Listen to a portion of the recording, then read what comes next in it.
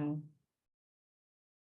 Hello, welcome to CEO Insights, the living organization with Vitaly Gieman. Today I have Laurence de Fontenay.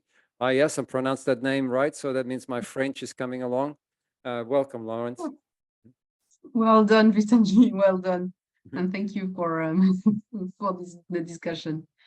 Say something in French for us, like welcome to the living organization, CEO Insights. Welcome to how would you say that in French?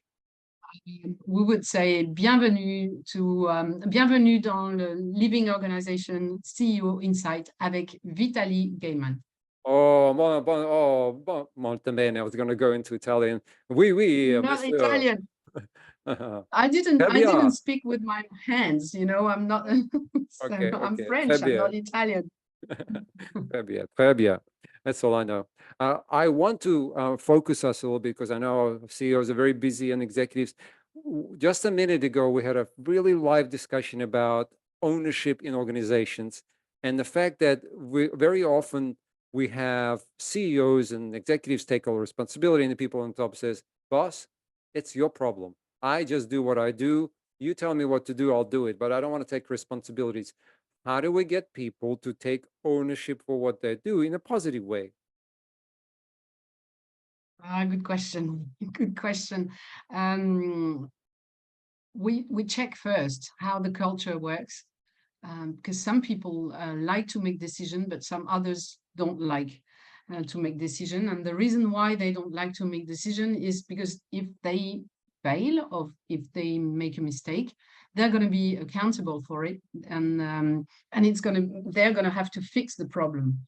In some culture, people don't want to make any decision, and they would rather have people at the top of the company making decision, and so that they can blame them afterwards, rather than make their own decision and then take the risk of being blamed themselves.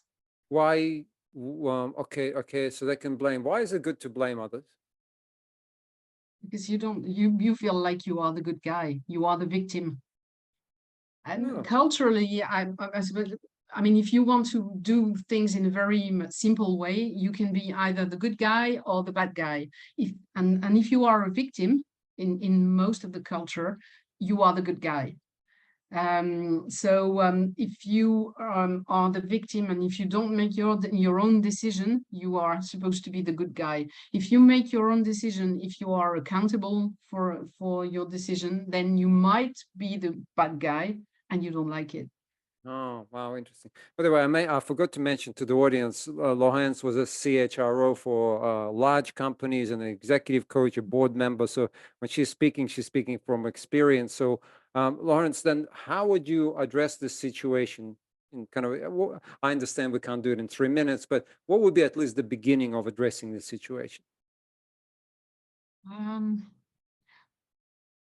Probably checking first the vision, so explaining where do we want to go, what is the purpose of the company, and make sure that at every level, people know how they can contribute to the purpose of the company.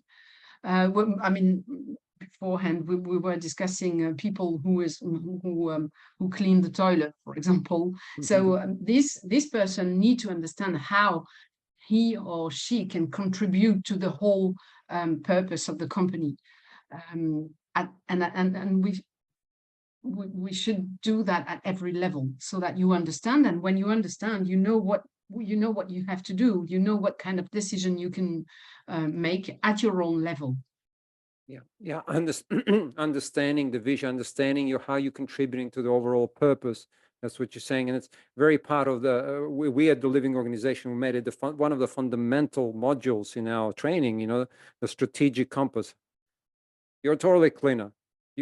How does toilet cleaning contributes to production of the company? Well, people come to the toilet, it's clean. That means they feel good about it. They don't have to go to the next toilet and waste time, all whatever it is, right? The toilet cleaner knows, right? Because they're responsible for that, and they can't blame anybody if they're the CEO of the toilet cleaning department.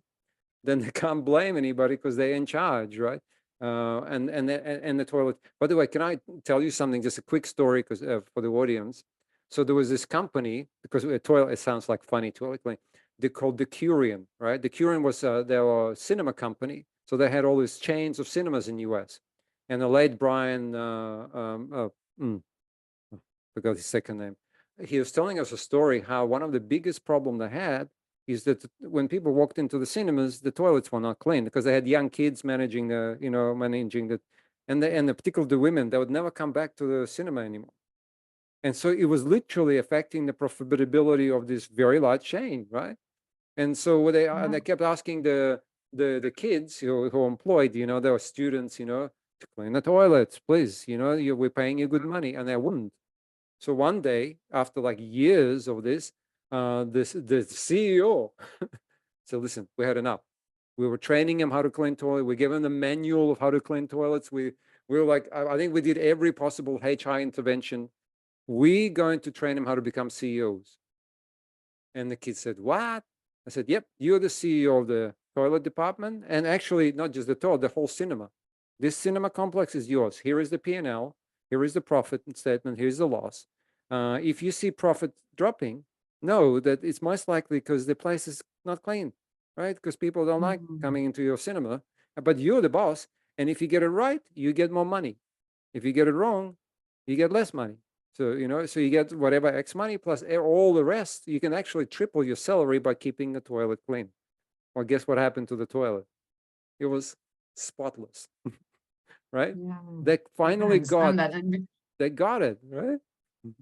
I used to work in a company, in a real estate company, where the CEO, first thing, he was going to the toilet when he was visiting malls of the company. The first thing he was doing was going to the toilet. Yeah, because it was a Because retail that's company, right? and that's where people are happy to come back or not. And if they don't want to come back, then yes, your P&L is going to suffer from it. There you go, guys. You have heard it right from CEO Insights. Clean your toilets. That's the solution. That's the solution to your P&L problem. Okay. Thank you so much, Laurence. We'll have you back again. Thank you. Thank you, Vitaly. Thank you.